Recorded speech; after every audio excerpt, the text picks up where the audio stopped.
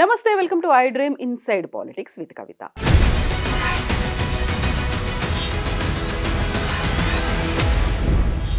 తెలంగాణలో రేవంత్ సర్కార్ 1 year complete చేసుకోబోతోంది. అందుకోసమే December 1st నుంచి 9th వరకు సెలబ్రేషన్స్ చేయబోతోంది రేవంత్ సర్కార్. ఈ 1 yearలో రేవంత్ సర్కార్ ఫోకస్ చేసినటువంటి అంశాలేంటి, దేని మీద ఫోకస్ మిస్ అయింది, సంబరాలు ఎందుకోసం చేస్తున్నారు, డ్రాబ్యాక్స్ సెట్ బ్యాక్స్ ఏమున్నాయి, లూప్ హోల్స్ ఎక్కడ కనిపిస్తున్నాయి, అసలు విజయాలు సాధించింది ఏ డిపార్ట్మెంట్స్, ఏ అంశాల్లో. మనతో పాటుగా ఉన్నారు మన తెలంగాణ ఎడిటర్ దేవులపల్లి అమర్ గారు. అమర్ గారు నమస్కారం. సో 1 year కంప్లీట్ అవుతోంది, సెలబ్రేషన్స్ అనేవి ఉన్నాయి 1st నుంచి 9th వరకు. ఏ అంశాల మీద ఫోకస్ పెట్టింది, ఏది మిస్ చేసిందని మీరు అనుకుంటున్నారు గవర్నమెంట్? ఒకటి, ఏ ప్రభుత్వానికైనా అధికారంలోకి వచ్చే ముందు ఎన్నికల సమయంలో అయితే ప్రామిసెస్ చేస్తారో ఆ ప్రామిసెస్ ఫుల్ఫిల్ చేయడం వైపు ఫోకస్ ఉంటుంది ఎప్పుడైనా కూడా. ఎందుకంటే వచ్చే 5 ఏళ్ళు మనం ఇది చెప్పినాం, ఇది చేస్తామని చెప్పినాం కాబట్టి ఇది చేయాలి, 5 ఏళ్లలో ఈ టార్గెట్ ఫినిష్ చేయాలి అనేది ఒకటి ఉంటుంది. ఇక్కడికి వచ్చేసరికి కూడా Congress party after 10 years of gap 2014 తర్వాత మొన్న మళ్ళా 1 year బ్యాక్ పవర్లోకి వచ్చింది కాంగ్రెస్. 10 years అపోజిషన్లో ఉన్నది. వచ్చినప్పుడు కొన్ని ప్రామిసెస్ చేసింది. ఆ ప్రామిసెస్లో ఎంతవరకు ఫుల్ఫిల్ చేయగలిగింది, ఎక్కడ ఫెయిల్ అయింది, ఎక్కడ చేయలేకపోయింది అని మాట్లాడుకోవాలంటే 1 year ఈజ్ టూ ఎర్లీ. 5 ఏళ్లలో గడిచింది 1 సంవత్సరం. అయితే ఆరంభం ఎట్లా జరిగింది, ఈ వాళ్ళు చేసిన ప్రామిసెస్లో ఎంతవరకు ప్రారంభించగలిగినారు, ఎంత దూరం పోగలిగినారు అనే విషయం మాట్లాడుకోవచ్చు తప్ప టేక్ ఆఫ్ అనేది ఎలా ఉంది, మొత్తంగా అసలు ప్రామిసెస్ ఫుల్ఫిల్ చేసినారా లేదా, ఫెయిల్ అయినారా ఇట్లాంటివి మాట్లాడితే అది ప్రతిపక్ష రాజకీయ పార్టీలు మాట్లాడినట్టుంటుంది కానీ అనలైజ్ చేసినట్టు ఉండదు. ఇక్కడ మనం కాంగ్రెస్ గవర్నమెంట్, ఈ రేవంత్ రెడ్డి గారు ముఖ్యమంత్రిగా వచ్చిన గవర్నమెంట్ విషయంలో తీసుకుంటే వాళ్ళు ఇచ్చిన ప్రామిసెస్లో ఫస్ట్ ఉమెన్కు ఫ్రీ ట్రావెల్ అన్నారు, అది ఇచ్చినారు. తర్వాత రైతు రుణమాఫీ అది పూర్తయింది దాదాపుగా ఎందుకన్నా అంటే చాలా క్లియర్గా ముఖ్యమంత్రి గారు ఈ మధ్య కొన్ని పత్రికలకు ఇచ్చిన ఇంటర్వ్యూలో కూడా చెప్పినారు ఏంటంటే మేము ఫుల్ ఫ్లెడ్జ్డ్గా క్లియర్ చేసినట్టే. ఎందుకు అంటే మా ప్రామిస్ ఏమిటి అంటే 2 లక్షల వరకు ఎవరికైతే ఉందో వాళ్ళది క్లియర్ చేస్తామని చెప్పాము, క్లియర్ చేసాం. 2 లక్షల కంటే ఎక్కువ ఉన్న వాళ్ళు నిజానికి మేము వాళ్ళకి క్లియర్ చేస్తామని ఎప్పుడు చెప్పలేదు, మా ప్రామిసెస్లో అది లేదు. అయినా మేము ఏం చెప్పినాం అంటే ఆ 2 లక్షల పైన ఏదైతే అమౌంట్ ఉందో అది మీరు క్లియర్ చేసుకొని రండి, ఈ 2 లక్షలు మేము బ్యాంక్స్కి ఇచ్చేస్తాం. ఆల్రెడీ మేము బ్యాంక్స్కి చెప్పున్నాం, మీరు కనుక ఆ పై అమౌంట్ క్లియర్ చేస్తే ఈ 2 లక్షలు మాది మీ దాంట్లో జమ అవుతుంది, మా వైపు నుంచి సాయం మీకు అందుతుందని చెప్పినాం. కానీ ప్రతిపక్షాలు ఇప్పుడు చెప్తుంటారు, రేవంత్ రెడ్డి చాలా అంటే కలెక్చువల్ దీనిలో మాట్లాడుతుంటారు. ఆయన కేసీఆర్కు ధీటుగా మాట్లాడగలిగిన వాడు రేవంత్ రెడ్డి గారే. ఆయన మాట చెప్తుంటాడు, కాళ్ళ కట్టెలు పెడుతుంటుంది ప్రతిపక్షం అని. తెలంగాణలో చాలా పాపులర్ ఈడియం. కాళ్ళలో కట్టెలు పెట్టుడు అంటే పని చేయనివ్వరు, ముందుకు పోనివ్వరు అని. ఆ కాళ్ళలో కట్టెలు పెట్టే ప్రతిపక్షం మాట్లాడే మాటలు ఇవి. మేము వాళ్ళు ఏమంటున్నారు, కాళ్ళలో కట్టెలు పెట్టడానికి వాళ్ళు ఆ పై ఎప్పుడైనా కట్టుకుంటారు, నీకెందుకు, నువ్వు ముందు 2 లక్షలు అంటున్నారు. అది సరైనది కాదు, మా ప్రామిస్ కాదు అది. మేము 2 లక్షల వరకు ఎవరికైతే ఉందో వాళ్ళకి చేస్తామన్నాం, తప్పనిసరిగా చేసినాం, ఫుల్ఫిల్ చేసినాం అన్నారు.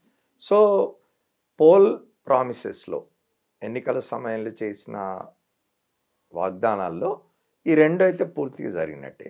మిగతావి కూడా వాళ్ళు చెప్పినాయి ఒకటొకటి పైప్ లైన్లో ఉన్నవి, జరుగుతూ ఉన్నవి అనేది చూస్తున్నాం. ఇవి కాకుండా వాళ్ళు చేసిన ఈ 1 yearలో ఏమిటి అని అంటే ఒకటి వచ్చి ప్రతిపక్షాలకు ఒక హ్యాండిల్ ఇచ్చినట్టు అయింది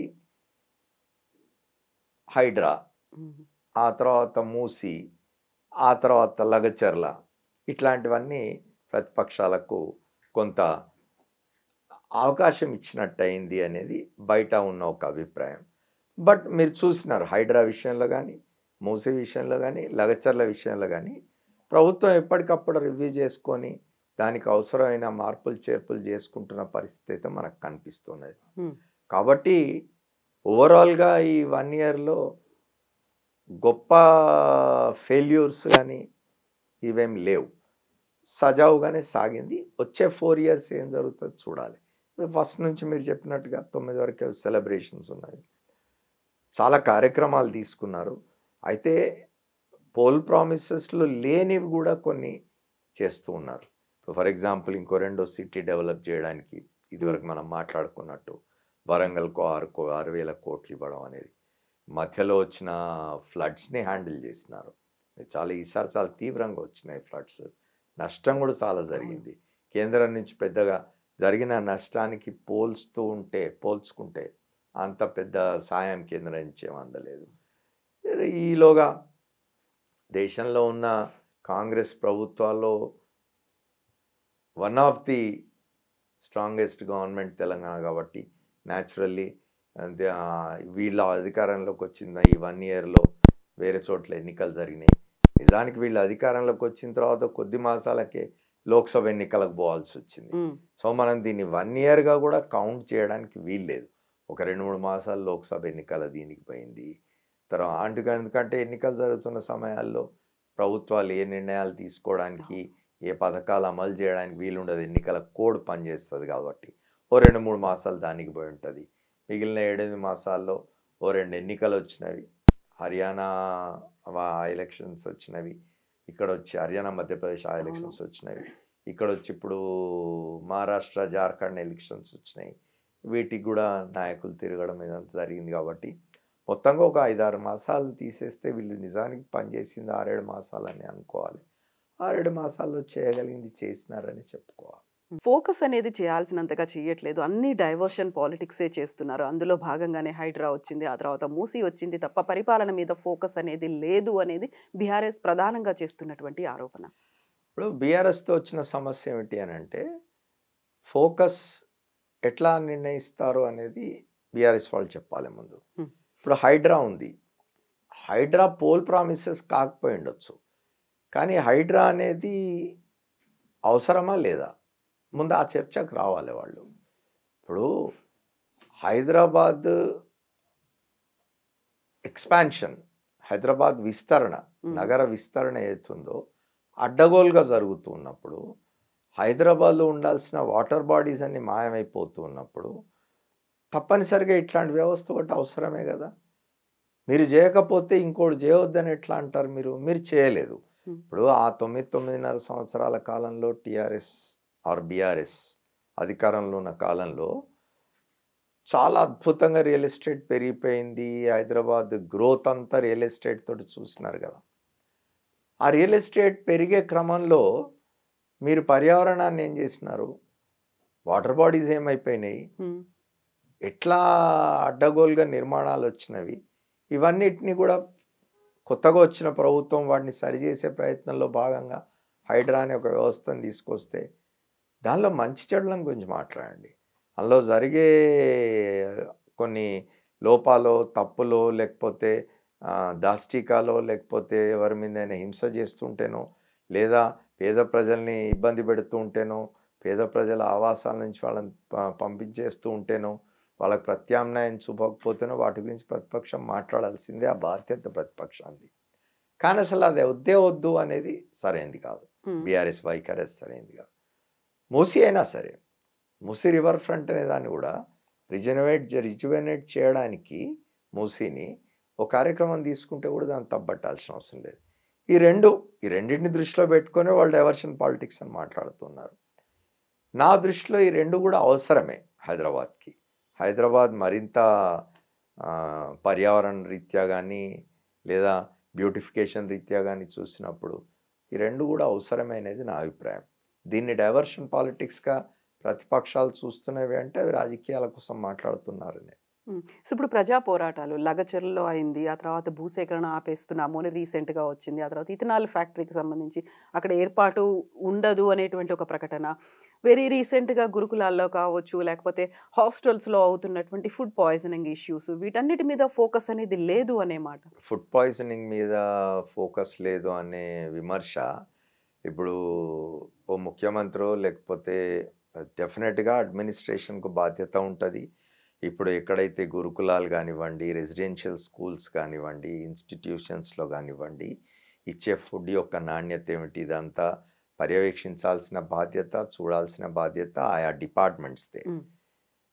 అక్కడ అంటే స్పొరాడిక్గా కొన్ని ఇన్సిడెంట్స్ జరిగితే, ఇప్పుడు అదేమి డైలీ రొటీన్గా మారలేదు, ప్రతిరోజు ఇట్లానే జరుగుతున్నది. రాష్ట్రంలో ఉన్న ప్రతి గురుకులంలో, ప్రతి రెసిడెన్షియల్ ఎడ్యుకేషన్ ఇన్స్టిట్యూషన్స్లో ప్రతిరోజు ఇది జరుగుతున్నది అన్నప్పుడు ప్రభుత్వ ఫెయిల్యూర్ అనుకోవాలి. కానీ కొన్ని సంఘటనలు జరిగినాయి, దాని మీద ప్రభుత్వం చర్యలు తీసుకుంటున్నదా లేదా, బాధ్యుల మీద కఠినంగా వ్యవహరిస్తుందా లేదా బాధ్యుల పట్ల అనేది చూడాలి తప్ప, దాన్ని తీసుకొచ్చి ఇది ప్రభుత్వం యొక్క వైఫల్యం, ముఖ్యమంత్రి వైఫల్యం అనడం సరైనది కాదు. ఇట్లాంటివి జరుగుతుంటాయి. అట్లా అంటే టిఆర్ఎస్ అధికారంలో ఉన్న కాలంలో జరిగిన కొన్ని సంఘటనల గురించి మాట్లాడుకుంటే మరి అప్పుడు ఏమవుతుంది? టిఆర్ఎస్ అధికారంలో ఉన్నప్పుడు ఒక దగ్గర రైల్వే మ్యాండ్ గేట్ దగ్గర జరిగిన ఒక ఇన్సిడెంట్లో ఎంతమంది పిల్లలు పోయినారు, కొండగడ దగ్గర జరిగిన ప్రమాదంలో ఎంతమంది చనిపోయినారు, మాసాయిపేట దగ్గర జరిగిన రైల్వే మాన్యువల్ మానిటరింగ్ గేట్ దగ్గర జరిగిన ఇవేమైంది. ఇట్లా ఇట్లా ఏ ప్రభుత్వంలోనైనా ఇటు సంఘటనలు జరిగినప్పుడు వాటిని బాధ్యులు ఎవరో తెలుసుకోవాలి, ఆ బాధ్యుల మీద చర్యలు ఉండాలి, కఠినంగా ఉండాలి తప్పనిసరిగా. మళ్ళీ అవి రిపీట్ కాకుండా ఉండడం కోసం ప్రభుత్వాలు కఠిన చర్యలు తీసుకోవాలి. ఈ ప్రభుత్వం కూడా వీటి మీద చర్యలు తీసుకోకపోతే విమర్శించాల్సిందే. కానీ నిన్ననే ముఖ్యమంత్రి చాలా స్పష్టంగా అనౌన్స్ చేసినాడు ఈ విషయాల మీద. లగచర్ల విషయంలో కూడా ఎప్పుడు కూడా ఒకటి గుర్తుపెట్టుకోవాలండి, ఏదైనా ఒక స్కీమ్ కానీ, ఒక ప్రాజెక్ట్ కానీ, ఒక కార్యక్రమం కానీ ప్రభుత్వం తలపెట్టినప్పుడు దానికి ప్రజల నుంచి రెసిస్టెన్స్ వచ్చింది అనుకోండి, ప్రజల నుంచి రెసిస్టెన్స్ అనేది కూడా జెన్యున్ రెసిస్టెన్స్, అంటే నిజంగా ప్రజలు వద్దనుకుంటే ఆ కార్యక్రమం, ప్రజలకు అది అసౌకర్యంగా ఉంటే, ప్రజలకు అది ఇష్టం లేకపోతే తప్పనిసరిగా ప్రభుత్వం పునరాలోచన చేయడంలో తప్పులేదు. కానీ రాజకీయ పక్షాల ప్రేరేపితంగా ఉండకూడదు ఇవి. కొన్ని సందర్భాల్లో ఏమవుతుందంటే ప్రభుత్వం ఒక మంచి కార్యక్రమం చేయదలుచుకున్నా కూడా ప్రతిపక్షాలు ప్రభుత్వం ఆ మంచి కార్యక్రమం చేస్తే దానికి మంచి పేరు వస్తుంది, రేపు మళ్ళీ మనకు ఇబ్బంది అవుతుంది అనుకున్నప్పుడు ఏం చేస్తారంటే వీడి కదే కాళ్ళలో కట్టెలు పెట్టడం అని అంటారు కదా, అట్లా జరుగుతుంది అన్నట్టు. సో ఇది పునరాలోచన అనే దాన్ని తప్పుపట్టాల్సిన అవసరం లేదు. అదేదో ప్రభుత్వం ఫెయిల్యూర్ గానో లేకపోతే ప్రభుత్వం వెనుకకు పోయిందనో ఇంకోటి అయిందనో అనుకోవాల్సిన అవసరం లేదు మనం. అది వాటిని తీసుకొచ్చి ప్రభుత్వ ఫెయిల్యూర్ అని అంటాం. నేను అన్నది ఏంటంటే ప్రభుత్వాలు పునరాలోచన చేయడం అనేది ఇది ఒక పాజిటివ్, ఇది ఒక మంచి ఇది. ఏంటంటే మొండిగా మేము నిర్ణయం తీసుకున్నాం కాబట్టి ఆ నిర్ణయానికే కట్టుబడి ఉంటాం, ఆ పని చేస్తూనే పోతాం మేము. ప్రజలు వద్దనుకున్నా సరే, ప్రజల్ని చేసైనా సరే, వాళ్ళని అరెస్టులు చేసైనా, వాళ్ళని నిర్బంధించైనా, వాళ్ళని ఇబ్బంది పెట్టైనా చేస్తాం అనే ధోరణి కాకుండా పునరాలోచన చేసి ప్రజలకు ఇది ఇష్టం లేదు కాబట్టి మేము ఈ నిర్ణయాన్ని మార్చుకుంటున్నాం అన్న ప్రభుత్వాధినేతల్ని మనం ప్రశంసించాల్సిందే.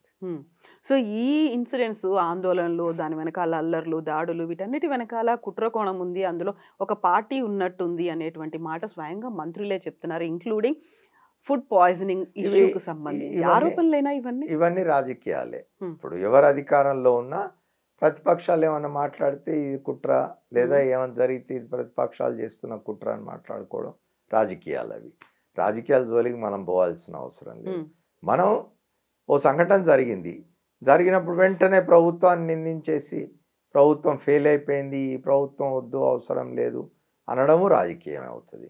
కానీ ఆ సమస్యను ఏదైతే జరిగిందో సంఘటన, దాన్ని ప్రభుత్వం సరిగ్గా అడ్రస్ చేయకపోతే, ప్రతిపక్షం దాని మీద మాట్లాడితే, ప్రతిపక్షం దాని మీద గొంతు విప్పితే దాన్ని రాజకీయం అనాల్సిన అవసరం లేదు.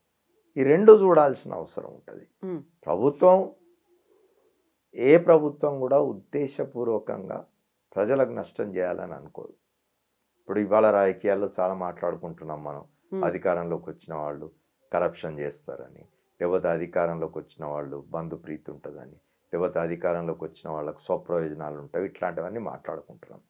అవి ఏవి ఎట్లా ఉన్నా ఏ రాజకీయ పక్షమైనా అధికారంలోకి వచ్చినప్పుడు ప్రజలకు నష్టం చేయాలని అనుకోదు. ఎందుకంటే ప్రజలకు నష్టం చేస్తే రేపు పొద్దున్న నష్టం జరిగేది వాళ్ళకే కదా. మళ్ళీ 5 ఏళ్ల తర్వాత మళ్ళీ వాళ్ళు అదే ప్రజల దగ్గరికి పోతారు ఎన్నికల్లో ఓట్లు అడగడానికి. అప్పుడు నష్టం జరుగుతుందనే స్పృహ ఉంటుంది. కాబట్టి వీలైనంత వరకు ప్రజాహితం కోరే పనిచేస్తాయి రాజకీయ పక్షాలు. పూర్తిగా అధికారంలోకి రాగానే ప్రజలను వదిలేసేసి మేము ఈ 5 ఏళ్ళు బాగుపడిపోవాలి, మేము 5 ఏళ్ళు వేల కోట్లు సంపాదించుకోవాలి అనే ధోరణి ఎవరికి ఉండదు.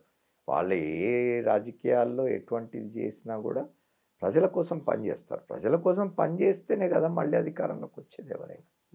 సో ఇప్పుడు ఈ 1 ఇయర్ కాలంలో జరగాల్సినటువంటి మంత్రివర్గ విస్తరణ జరగలేదు, ఆ తర్వాత పరిపాలన మీద ఫోకస్ పెట్టలేదు. ఇక్కడి నుంచి అంతా ఎలక్షన్స్ జరుగుతున్నటువంటి రాష్ట్రాల కోసం డబ్బు పంపిణీ మీదే ఫోకస్ అంతా ఉంది అనేటువంటి ఆరోపణని ఎట్లా చూస్తారు మీరు? ఇప్పుడు ఒకటి నేను ఇంతకుముందు చెప్పాను మీకు, ఈ 1 సంవత్సర కాలంలో బోలెడు ఎన్నికలు వచ్చినాయి. ఒక 5-6 మాసాలు బహుశా ముఖ్యమంత్రి గారు, మంత్రులు, లేకపోతే వారికి సంబంధించిన వాళ్ళ పార్టీకి సంబంధించిన నాయకులు వీళ్ళంతా 5-6 మాసాలు ఎన్నికల మీద దృష్టి పెట్టాల్సిన పరిస్థితి ఉండింది, ఇంక్లూడింగ్ ప్రతిపక్షాలు కూడా. ఆ మేరకు అంటే ప్రతిపక్షాలు మన దగ్గర తీసుకోండి, మన దగ్గర ప్రధానంగా ఉన్న ప్రతిపక్షం బీఆర్ఎస్కి ఈ రాష్ట్రం వదిలిపెట్టి బయట ఏం పని లేదు వాళ్ళకు. కాబట్టి వాళ్ళకి పెద్ద ఇబ్బంది ఏం లేదు. వాళ్ళు ఈ 6 మాసాల కాలంలో పెద్దగా వాళ్ళు బయట పోయి వేరే రాష్ట్రాల్లో తిరిగి ఎన్నికల్లో పనిచేసింది ఏం లేదు. అధికార పక్షం అది జాతీయ స్థాయిలో ఒక ప్రధాన పక్షం కాబట్టి తప్పనిసరిగా ఇక్కడ అధికారంలో ఉన్నారు కాబట్టి వీరి సహకారం ఇవి తప్పనిసరిగా ఉంటుంది. వీళ్ళు పోయి ఉంటారు, క్యాంపెయిన్ చేసి ఉంటారు, గెలిచిన చోట్ల గెలుస్తారు, లేని చోట్ల లేరు. ఏ రాష్ట్రం నుంచి అయినా అది జరుగుతుంది. అది జరిగింది కొంత.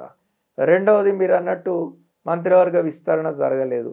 మంత్రివర్గ విస్తరణ జరగనంత మాత్రాన ప్రభుత్వం పనిచేయలేదనో, ప్రభుత్వం స్తబ్దుగా ఉందనో అనుకోవాల్సిన అవసరం లేదు. ఎందుకంటే మిగిలిన ఇంకా 4-6 మంత్రి పదవులు 6 ఉన్నవి. 6లో ఇప్పుడు 4 ఫిలప్ చేస్తారు, 4 భర్తులు అనే ఒక ప్రచారం జరుగుతున్నది. ఇప్పుడు ఆ 4-6 లేకపోయినా ఫుల్ ఫ్లెడ్జ్డ్ మంత్రివర్గం ఉంది. ఒకటి ఏమిటి అంటే హోంశాఖ ముఖ్యమంత్రి దగ్గరనే ఉంది, విద్యాశాఖ, ఇట్లాంటివన్నీ మాట్లాడతారు. అయినా సరే ఒక 3-4 లేనంత మాత్రాన ప్రభుత్వం పనిచేయదు అనుకోవడం పొరపాటు. తక్కువ మందితో కూడా ఎఫెక్టివ్గా సమర్థవంతంగా పరిపాలన చేసే పరిస్థితులు ఉన్నవి, బ్యూరోక్రసీ ఉన్నది, మీకు అధికార యంత్రాంగం ఉంది, వాళ్ళతో పని చేయించవచ్చు, వాళ్ళని పరిగెత్తించవచ్చు, ఇవన్నీ ఉంటాయి. కాబట్టి మంత్రివర్గ విస్తరణ మాత్రమే పరిపాలనకు ఆటంకంగా ఉంది, మంత్రివర్గ విస్తరణ జరగకపోవడం వల్ల పరిపాలన సరిగా జరగడం లేదు అనే వాదన సరైంది కాదు. ఇప్పటిదాకా ఫోకస్ పెట్టని అంశాలు, ఇచ్చినటువంటి హామీలు కాకపోయినప్పటికీ ప్రభుత్వ పరంగా చేయాల్సినటువంటి ఫోకస్ పెట్టాల్సినటువంటి అంశాలు అది మిస్ అయింది అని ఏ అంశాల్లో, ఏ డిపార్ట్మెంట్స్లో అనిపించింది మీకు? పెద్దగా నేను దాని మీద ఏం దృష్టి పెట్టలేదు. మరి ఇప్పటివరకు వాళ్ళు ప్రభుత్వం ఆలోచన ఏదైతే ఫోకస్, ఇప్పుడు ఏ ప్రభుత్వం అయినా కూడా ప్రధానంగా చూడాల్సింది ఎడ్యుకేషన్, హెల్త్, తర్వాత వెల్ఫేర్, ఈ వీటికి సంబంధించి ఎడ్యుకేషన్ మీద, హెల్త్ మీద దృష్టి విషయానికి వస్తే మనము ఇప్పుడు చూస్తున్నాం హెల్త్ సంబంధించి హెల్త్ మినిస్టర్ నాడు చూస్తూ ఉన్నాం మనం. దానికి సంబంధించినది పెద్దగా దీనిలో జరిగిన లోపం అయితే నాకేం కనిపించలేదు. ఓకే. సో 1 ఇయర్లో ప్రభుత్వం ఒక పాత్ర పోషించినట్టయితే ప్రతిపక్షాలు కూడా అంతే ప్రధానమైనటువంటి పాత్ర పోషించాయి.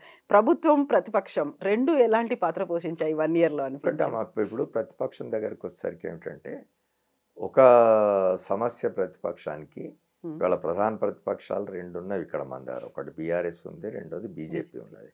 బీజేపీ కేంద్రంలో అధికారంలో ఉన్న పక్షం కాబట్టి ఇవాళ మీరు చూసినట్టయితే బీజేపీ, బీఆర్ఎస్, కాంగ్రెస్ పార్టీ 3 కూడా ఇప్పుడు ప్రతిపక్షాలు అధికార పక్షం చేసుకుంటున్న విమర్శలు మనం చూస్తే బీఆర్ఎస్ను ఇటు కాంగ్రెస్ వాళ్ళు బీజేపీతో కలిసిన అంటున్నారు, బీజేపీ వాళ్ళు కాంగ్రెస్తో కలిసిన అంటున్నారు. బీఆర్ఎస్ పరిస్థితి ఏమిటి అని అంటే బీఆర్ఎస్ ఎంత లేదని అంటే టీఆర్ఎస్ను బీఆర్ఎస్గా మార్చుకున్నారు, జాతీయ పార్టీగా మేము ఉంటామని చెప్పుకున్నారు. కానీ ఎంత చెప్పినా ఏం మాట్లాడినా అది ఒక ప్రాంతీయ శక్తి. ప్రాంతీయ శక్తుల్లో ఎప్పుడు కూడా ఒక నాయకుడి చరిస్మాతోటి, ఒక నాయకుడి యొక్క ఇమేజ్ తోటి ప్రాంతీయ పార్టీలు నడుస్తాయి. మీరు ఎక్కడైనా తీసుకోండి. గతంలో తెలుగుదేశం పార్టీ ఎన్టీ రామారావు కారణంగా నడిచేది. ఆ తర్వాత ఇప్పుడున్న తెలుగుదేశం పార్టీ చంద్రబాబు నాయుడు కారణంగా, వైఎస్ఆర్ కాంగ్రెస్ పార్టీ అయితే జగన్మోహన్ రెడ్డి, అదే టీఆర్ఎస్ పార్టీ అయితే చంద్రశేఖరరావు. ఈ ఎన్నికలు జరిగిన దగ్గర నుంచి కరెక్ట్ 1 ఇయర్ అయింది. ఈ 1 ఇయర్లో చంద్రశేఖరరావు గారు బయటికి రావడం లేదు. ఇవాళ నిజానికి చూస్తే మీకు దీక్షా దివస్ అని చేస్తున్నారు. 2009లో ఆయన దీక్ష చేసిన ప్రారంభించిన రోజు ఇది, నవంబర్ 29. సో ఇవాళటి రోజున వాళ్ళు దీక్షా దివస్గా ఇది చేస్తున్నారు. They are observing it, observe చేస్తున్నారు. చేస్తున్నప్పుడు ఏమవుతున్నది మీరు చూస్తే రోడ్ల మీద అంతా కూడా మనకు ఈ పోస్టర్లు ఇవన్నీ కనిపిస్తున్నవి. చాలా కార్యక్రమాలు చేస్తున్నారు ఇవాళ అంతా రాష్ట్రం అంతా కూడా. కానీ అక్కడ అంతా ఎక్కడ చేసినా కూడా కేసీఆర్ బయట లేని లోపం ఒకటి కనిపిస్తూ ఉన్నది. ఎందుకంటే ఎక్కడైనా కూడా రీజనల్ పార్టీస్లో, ప్రాంతీయ రాజకీయ పక్షాల్లో నాయకుడు అనేవాడు ముఖ్యం. ఇక్కడ నాయకులు లేరా బీఆర్ఎస్లో అంటే ఉన్నారు. కేటీ రామారావు ఉన్నాడు, హరీష్ ఉన్నాడు, వాళ్ళు చేస్తుండవచ్చు. కానీ అల్టిమేట్గా కేసీఆర్ ఈజ్ ది లీడర్ అనేది ఆ పార్టీలో ఉంటుంది.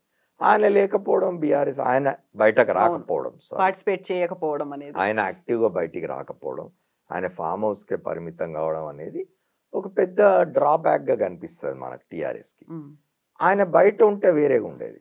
ఇలా మీరు ఈ మధ్య గమనించి ఉంటారు, ముఖ్యమంత్రి ఒక సవాల్ వీసినాడు ఒక ఇష్యూలో, రా నువ్వు అసెంబ్లీకి రా, అసెంబ్లీకి వచ్చి మాట్లాడు, మాతో చర్చించు, మాతోటి చూద్దాం, మా తప్పు అయితే మేము కరెక్ట్ చేసుకుంటాం, నువ్వు తప్ప మేము తప్ప తేల్చుకుందాం అని సవాల్ విసిరినాడు.